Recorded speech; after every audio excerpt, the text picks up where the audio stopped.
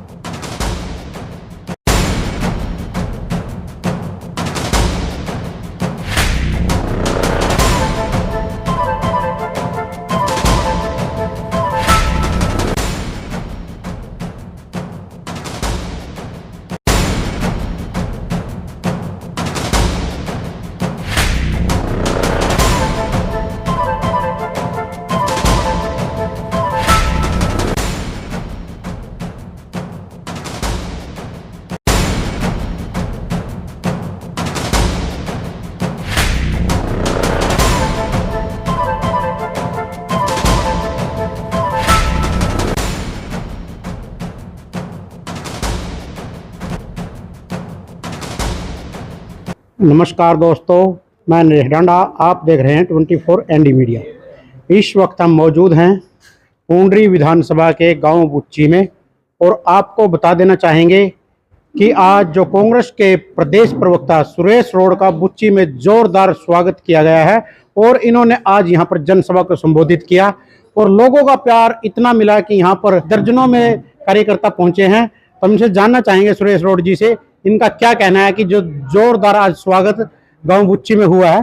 जी नमस्कार सर। जी नमस्कार। क्या कहेंगे सर, आज गांव बुच्ची में जोरदार स्वागत आपका किया गया है। माननीय सांसद, लोकप्रिय सांसद चौधरी दीपेंद्र सिंह जी हुड्डा हमारे कांग्रेस पार्टी के जो अखिल भारतीय कांग्रेस कमेटी के आदेशानुसार एक कार्यक्रम हमने शुरू किया है कि भाजपा से हरियाणा मांगे हिसाब, अब कांग्रेस से ही आस।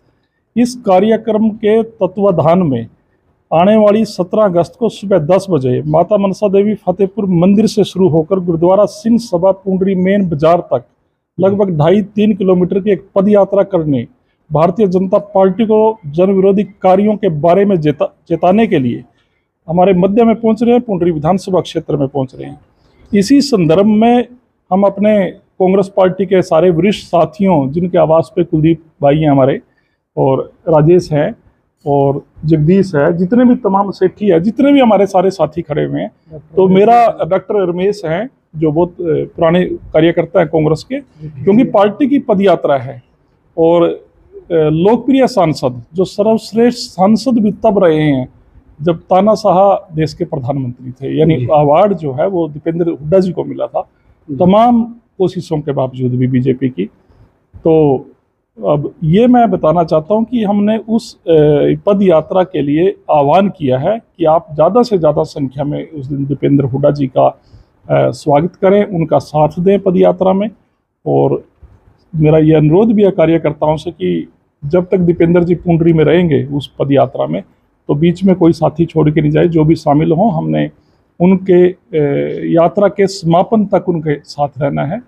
और यही आज की इस कार्यक्रम का या यहाँ पर पहुँचने का, इस बैठक का ये उद्देश्य था। सुरेश जी, यही कार्यक्रम भाजपा से हरियाणा मांगे हिसाब 9 अगस्त को रखा गया था पुंडरी के अंदर, और लेकिन अभी आपने बताया कि ये 17 अगस्त को हो गया है।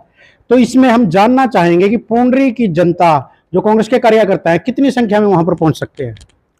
संख्या तो क्या बताएं कि लोगों में इतना जोश है, तो वहाँ पर व्यवस्था करना हमारे लिए चुनौती है, क्योंकि पूरे पुंडरी विधानसभा क्षेत्र के जिन भी गांव में, आप कल परसों मुझे डुलानी गांव में भी मिले थे, जो गुज्जर समाज का गांव है, जिसके बारे में बीजेपी भ्रमित कर रही है लोगों को और मीडिया को कि ओबीसी नायब सिंह सैनी जी को हमने मुख्यमंत्री बना दिया, सारा भारतीय जनता पार्टी के साथ है।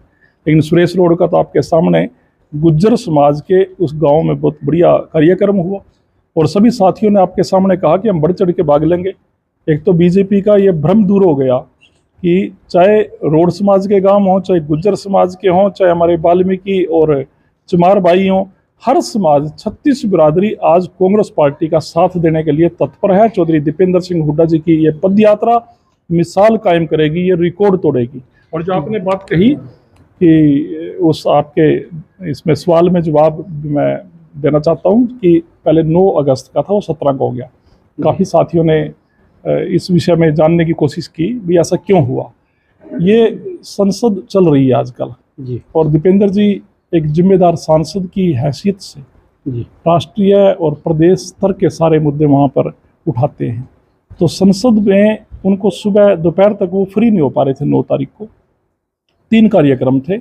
इंद्री में सुबह 10 बजे 11 बजे से स्टार्ट था। इंद्री के बाद उन्होंने पुंडरी आना था जो 1 घंटे का रास्ता, और पुंडरी के बाद फिर वो थानेसर जाना था। जी तो दोपहर बाद ही वो हरियाणा में आ पाए दिल्ली से पार्लियामेंट के बाद, और वो इंद्री और थानेसर 2 कार्यक्रम हुए, पुंडरी बीच से छोड़ दिया क्योंकि वो दोनों साथ साथ थे। जिस प्रकार इंद्री और कुरुक्षेत्र में देखने को मिला है कि वहां पर हजारों की संख्या में, यानी कि रास्ते में पैर रखने की जगह भी नहीं थी, उनका युवा साथी होने के और संसद लोकप्रियता इतनी मिल रही है, तो इसका क्या कारण है जी? नहीं, लोकप्रियता इसलिए है कि एक तो कांग्रेस पार्टी की सरकार लोग जो है बनाने का मन बना चुके हैं जी तो जो जब एक जोश है लोगों में, जब वो फैसला कर चुके हैं। और मैं आपके चैनल के माध्यम से ये बताना चाहता हूँ कि ये मात्र औपचारिकता बाकी है।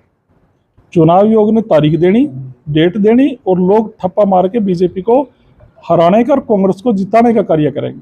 अब की बार 90 में से हरियाणा में कांग्रेस कितनी सीट ले सकती है जी? 2005 में 67 यानी 67 सीट आई थी। आज तक जब से हरियाणा बना 67 सीट का रिकॉर्ड हमारे नाम से है। कोई भी पार्टी 67 का रिकॉर्ड नहीं तोड़ पाई।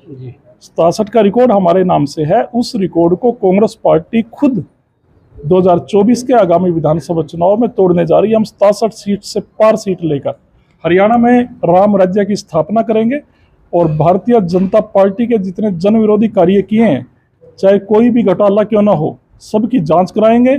गुंडे और बदमाशों को जेल के अंदर ठोकेंगे।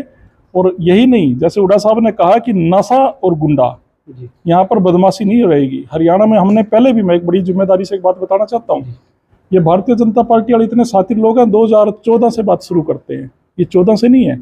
इन्होंने भले आदमी चौधरी बंसीलाल की सरकार 1999 में गिराकर चौधरी ओम प्रकाश चौटाला की सरकार बनवाई थी। उस सरकार में भागीदार थे, और उस सरकार में भागीदार होने के नाते हरियाणा में 5-6 बजे के बाद कोई भी युवक, पुंडरी में हम हैं तो असम तक नहीं जा सकता था। ये कह रहे थे दिन छिप गया, सुरक्षित नहीं है, जाना ठीक नहीं है, वो गुंडा राज था।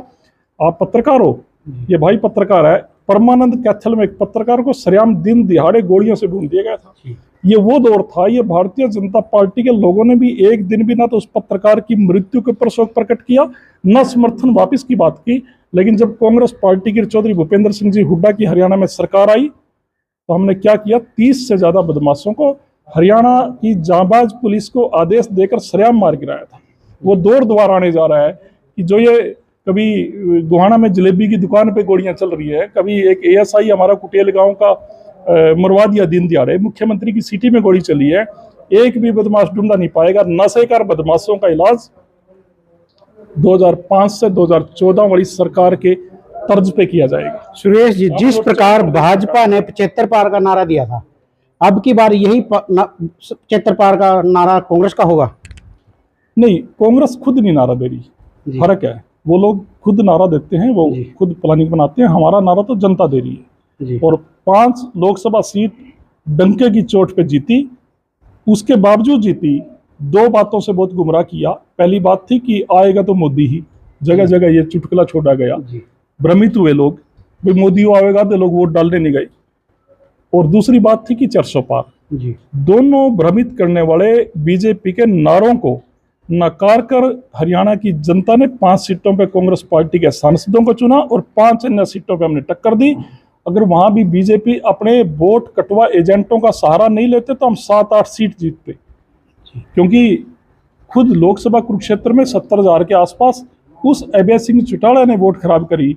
जो अभय सिंह चौटाला देवीलाल का पोता होने के नाते तो कई बार सोचता था कि मैं किसान हूं, और उस किसान की हैसियत से किसानों के धरने पे लंगर खाने भी चला जाता था। लेकिन जब 3 काले कानून बनाने वाले नरेंद्र मोदी के खिलाफ राज्यसभा में वोट देने की बात आती थी, तो वो डर के हमारे मोदी के पक्ष में वोट देता था। वो सरेआम पकड़ा गया रंगे हाथों, ये किसान नहीं है, ये नरेंद्र मोदी 3 काले कानून बनाने वाली बीजेपी को राज्यसभा की वोट देने वाला अभय सिंह चौटाला, ये मोदी भक्त है।